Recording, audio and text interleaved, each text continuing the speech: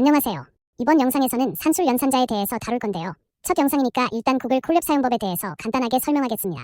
요즘은 구글 계정 하나씩 갖고 계시잖아요. 구글에 로그인한 상태에서 주소창에 콜랩.u를 입력하면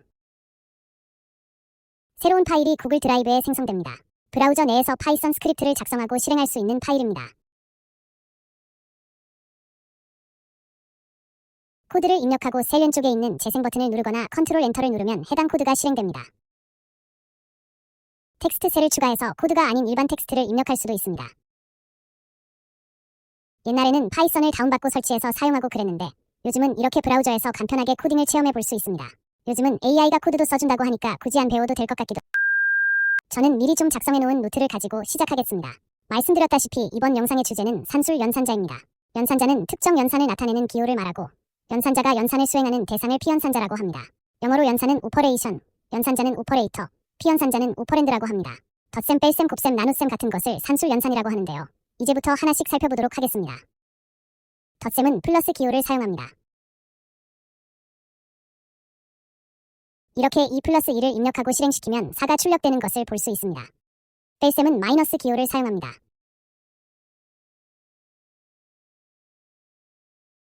(43-2를) 입력하면 42가 출력됩니다. 곱셈은 별표를 사용합니다. 6 별표 7을 입력하면 마찬가지로 42가 출력됩니다. 여기까지 보셨으면 50네라고 생각하실 수 있는데 이 다음부터 좀 헷갈리실 수 있어요. 다음은 나눗셈인데요. 슬래시 기호를 사용합니다. 84 나누기 2는 42인데요. 잘 보시면 그냥 42가 아니라 42.0이 출력된 것을 볼 수 있습니다. 이것은 나눗셈이 항상 플로팅 포인트 넘버를 반환하기 때문입니다. 플로팅 포인트는 우리말로는 부동소수점이라고 하는데요. 좀 더 정확히 말하면 컴퓨터에서 실수를 표현하는 방식 중 하나입니다. 여기에서는 일단은 이렇게 소수점이 있는 수는 플로트라고 생각하시면 되겠고요. 반대로 이렇게 소수점이 없는 수는 정수, 영어로는 인터저라고 합니다. 그리고 이건 당연한 걸 수도 있는데 이렇게 0으로 나누면 제로 디비전 에러가 뜹니다. 0으로 나누기는 정의되어 있지 않기 때문입니다. 바로 다음에 플로어 디비전과 모듈로라는 연산을 소개할 건데요. 이것들도 나눗셈에 기반하기 때문에 0으로 나누기를 시도하면 제로 디비전 에러가 뜹니다. 다음은 플로어 디비전입니다. 나눗셈의 결과 이하의 최대 정수를 반환하는 연산이고요. 수식으로는 이렇게 표현됩니다. 이중 슬래시를 사용합니다. 이게 말이 조금 어려운데 일단은 예를 몇 가지 보겠습니다. 아까 했던 84 나누기 2를 플로어 디비전으로 하면 이렇게 42.0이 아니라 40이라고 인터저로 출력됩니다. 조금 다른 예를 들어보면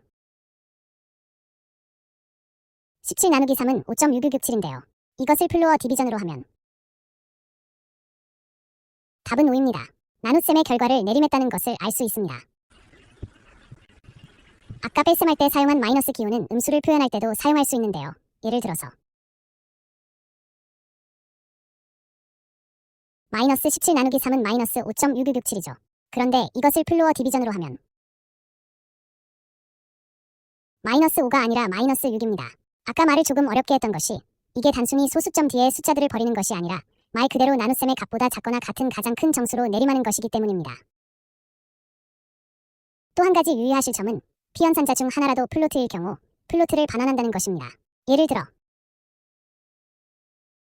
17.0 이중 슬래시 3을 입력하면 여전히 5라는 정수로 내림을 하긴 했지만 그냥 5가 아니라 5.0, 즉 플로트가 출력되는 것을 볼 수 있습니다.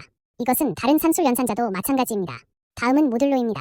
플로어 디비전의 나머지를 반환하는 연산이고 퍼센트 기호를 사용합니다. 17 모듈로 3을 입력하면 17 나누기 3의 나머지인 2가 출력됩니다. 이렇게 자연수만 다룬다면 크게 헷갈릴 건 없는데요. 모듈로도 음수가 등장하면 약간 골치가 아파집니다. 일단 몇 가지 예를 볼게요. 마이너스 17 모듈로 3은 1이고요. 17 모듈로 마이너스 3은 마이너스 1. 마이너스 17 모듈로 마이너스 3은 마이너스 2입니다. 답이 다 다르죠? 언어마다 모듈로의 정의도 조금씩 다른데요. 대부분은 다음 조건을 만족합니다. 피재수는 재수 곱하기 목 더하기 나머지. 이건 17 나누기 3을 여기에 대입해보면 아마 이해가 되실 겁니다. 이걸 재정렬하면 나머지는 피재수에서 재수 곱하기 몫을 뺀 값입니다. 파이썬에서는 이 Q가 플로어 디비전의 목인 것입니다. 이 위키피디아 페이지를 잠시 살펴보면 모듈로에 대한 더 자세한 설명이 있고요. 언어마다 모듈로가 어떻게 정의되어 있는지 정리한 표가 있습니다. 파이썬으로 내려가 보면 심지어 파이썬 내에도 다른 종류의 모듈로 연산자가 존재한다는 것을 알 수 있습니다. 우리가 살펴본 퍼센트 기호를 보시면 데피니션에 플루어드라고 써있는 것을 확인할 수 있습니다. 또한 이 표를 보시면 다른 언어에서도 퍼센트 기호를 모듈로 연산자로 사용하는 경우가 많다는 것을 알 수 있는데요. 데피니션은 각기 다릅니다. 이에 따라서 결과값이 다르게 나올 수 있다는 점을 유의해야 합니다. 다음은 거듭제곱입니다. 거듭제곱은 이중 별표를 사용합니다. 이 이중 별표 7을 입력하면 128이 출력됩니다. 일부 다른 언어에서는 캐럿 기호를 거듭제곱 연산자로 사용하지만 파이썬에서 캐럿은 비트와이즈 XOR 오퍼레이터라는 전혀 다른 연산자입니다. 이게 뭔지는 지금은 굳이 아실 필요는 없고 일단은 파이썬에서는 이중 별표가 거듭제곱이라는 것을 기억하시면 되겠습니다. 마지막으로 식에 대해서 간단하게 설명하겠습니다. 수, 연산자 등의 조합을 식이라고 하고요. 식은 값을 반환합니다. 영어로 식은 익스프레션, 값은 밸류라고 합니다. 우리가 여태까지 썼던 짧은 코드들도 다 식이라고 할 수 있습니다. 여태까지는 간단한 연산들만 했는데 식에 2개 이상의 연산자를 쓸 수도 있습니다.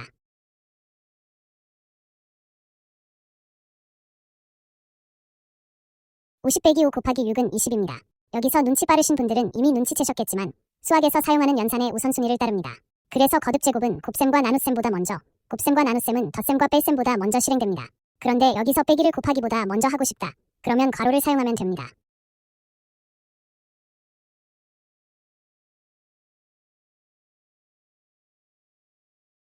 이렇게 50-5를 괄호 안에 넣으면 270이 나옵니다. 또 한 가지 예는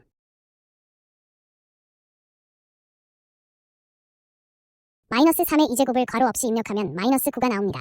거듭제곱이 마이너스보다 우선순위가 높기 때문입니다. 만약 -3 곱하기 -3이 하고 싶은 거면